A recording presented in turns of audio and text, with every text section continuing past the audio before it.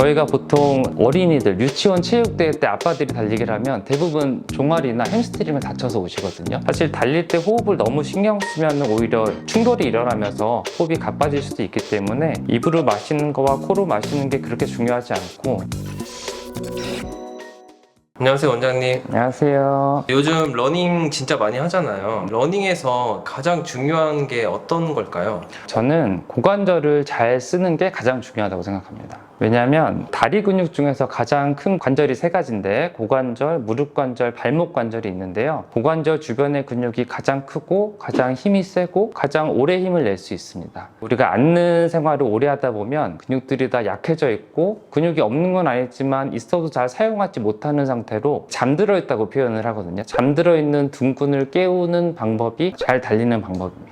고관절 훈련이라는 거는 사실 처음 들어보는데 달리기는 다리 근육이 제일 중요하다 생각했거든요. 고관절 같은 경우는 운동을 어떻게 해야 되는 거예요? 고관절은 여러 방향으로 움직일 수 있지만 우리가 달리기를 할 때 또 걸을 때 주로 쓰는 근육은 고관절을 앞으로 보내는 굴곡근, 또 한 다리로 버틸 때 일을 하는 외전근, 다리를 차고 나갈 때 쓰는 대둔근입니다. 고관절을 굽히고 옆으로 안 넘어지게 버티고 뒤로 보내는 세 가지 근육이 가장 중요한 근육이고 이 근육을 잘 써야 잘 달릴 수 있습니다. 러닝에는 다양한 러닝이 있잖아요. 축구를 한다든가 아니면 단기간 기록을 세워야 되는 그런 러닝들도 있는데 그런 폭발적인 러닝을 하는 분들한테도 이 세 가지를 키우는 게 가장 중요한 거예요. 네, 그럼요. 당연하죠. 저희가 보통 어린이들 유치원 체육대회 때 아빠들이 달리기를 하면 대부분 종아리나 햄스트링을 다쳐서 오시거든요. 고관절을 잘 쓰지 못하고 발을 구르면서 억지로 빠른 속도를 내려고 하다 보니까 종아리 근육에 무리가 가거나 햄스트링 근육에 무리가 가는 경우가 많은데 그런 경우엔 대부분은 고관절을 잘 못 쓰시는 경우가 많습니다. 빠르게 달리는 분들 말고도 장거리를 더 오래 뛰고 많이 뛰고 싶은 분들한테는 어떤 훈련법이 좋을까요? 달리는 방식이 크게는 힐스트라이크 방법, 미드풋 러닝이라는 방법이 있는데 고관절을 주로 쓰기 위해서는 미드풋 러닝 방식을 더 추천드립니다. 중장거리 달리기를 할 때는 근육이 지치지 않고 쥐가 나지 않아야 되는데 거기에 적합한 지근이라는 섬유가 많은 근육이 고관절 주변 근육이기 때문에 미드풋 러닝을 함으로써 고관절 근육을 주로 사용하는 방법이 장거리 러닝의 필수적이라고 할 수 있습니다.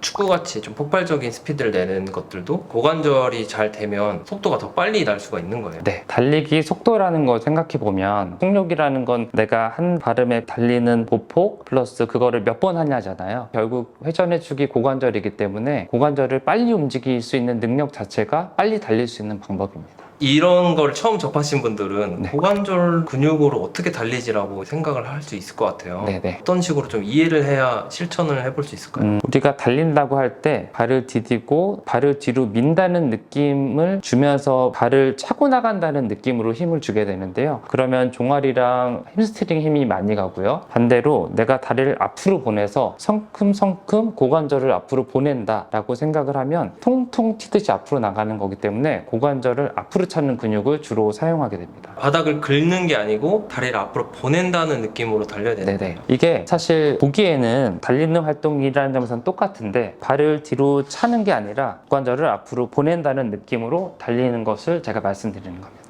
고관절을 단련할 수 있는 방법 중에 쉽게 할 수 있는 훈련법 같은 게 있을까요? 가장 간단한 방법은 의자에서 시작을 하는 건데요. 저처럼 이렇게 의자에 앉은 상태에서 척추를 바로 펴고 척추와 고관절이 90도로 되게 상태를 유지하면서 다리를 위로 들어볼 수 있습니다. 이때 허벅지 다리를 뒤로 든다는 느낌을 주고 무릎이나 발목은 움직이지 않고요. 다리만 위로 들면 고관절 굴곡근을 수축시킬 수 있습니다. 이것을 발을 내려놓지 않고 한 10회 정도 하나, 둘, 셋, 넷, 다섯, 여섯, 일곱, 여덟, 아홉, 10번 정도만 해도 고관절 여기 팬티 라인 쪽 앞쪽이 뻐근해지는 걸 느낄 수 있는데요. 이런 동작들을 통해서 간단하게 고관절을 자극할 수 있습니다. 아주 간단하게 말씀드리는 건데 사실 고관절 굴곡근은 꽤 여러 번 자극을 줘도 쉽게 피로가 오지 않는 근육 중에 하나입니다. 그래서 한 번을 할 때 한 50번 정도 50번 정도 연습을 하고요. 그 다음에 반대편도 50번 정도 연습을 해서 한 200번 정도는 연습을 하면 여기 자극이 조금 오는 걸 느끼실 수 있습니다. 그 외에 다른 운동법은 없어요? 먼저 앉아서 허리를 펴고 고관절 자극하는 방법이 좀 익숙해지면 일어나서 해볼 수도 있는데요. 일어나서 할 때는 바로 서서 한 발로 버티고 한 발을 드는 방법으로 이렇게 교차로 드는 방식으로 할 수 있고요. 이때는 이렇게 무릎을 펴지 않고 다리만 든다는 느낌으로, 무릎을 위로 올린다는 느낌으로 고관절을 번갈아 가면서 자극할 수 있습니다. 이것도 여러 번 해도 되기 때문에 300번에서 500번 정도 한 번에 하시면 고관절 앞쪽 근육 강화에 많이 도움이 됩니다.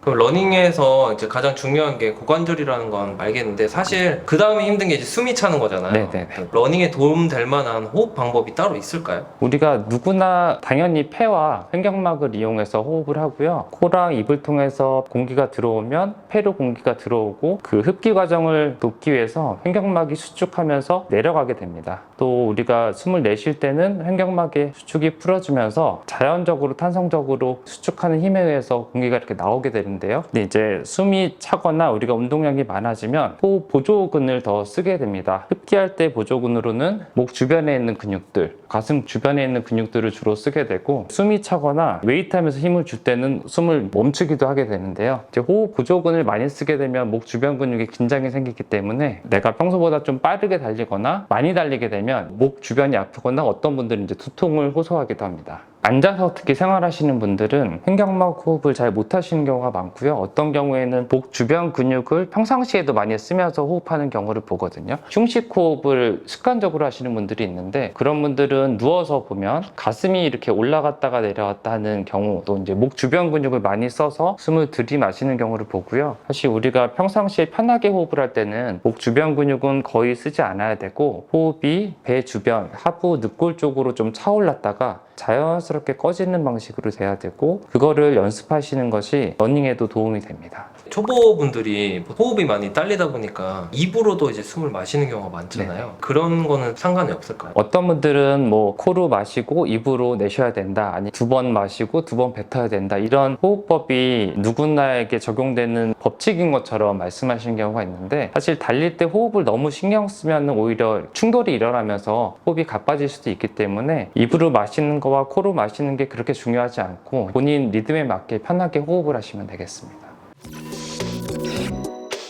이번 시간엔 달리기에서 가장 중요한 고관절, 또 고관절 굴곡근에 대해서 간단하게 설명을 드렸습니다. 시청해주셔서 감사합니다.